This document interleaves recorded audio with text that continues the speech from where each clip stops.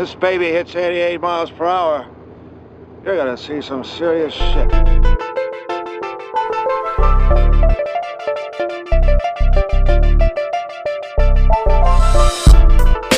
My calculations.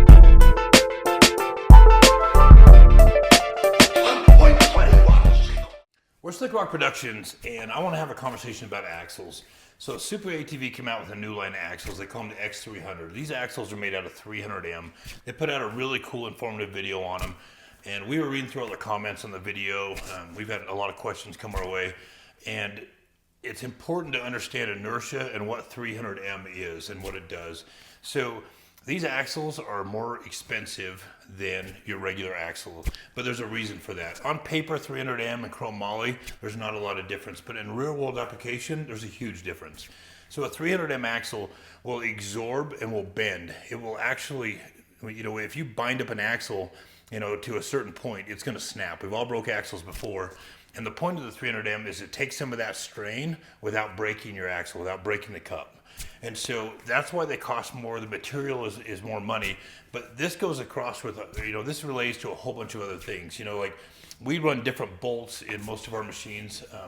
Tensile strength is one thing. Once again, real world application is another thing. If you're running a really high grade bolt, that bolt is going to break before it bends. It may be stronger on paper, but some things you want to bend before it breaks. 300M axles is a great example of that. Radius rods, there's a big argument whether 60-61 or 70-75 is better. One is stronger, one is a little softer, but personally we like things to bend before they break. And so the 300M axle is going to be a really cool axle. We're running a set. We've had zero problems with them. We haven't broke one yet.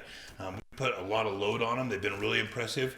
But the whole point of that is everybody talks about, you should have a weak link, so you want your axle to break before your diff breaks, before your transmission breaks. I agree with that. And that's the whole point of a 300M axle, is hopefully the axle will take some of that strain, it'll conform, it won't break anything, and then return back to normal.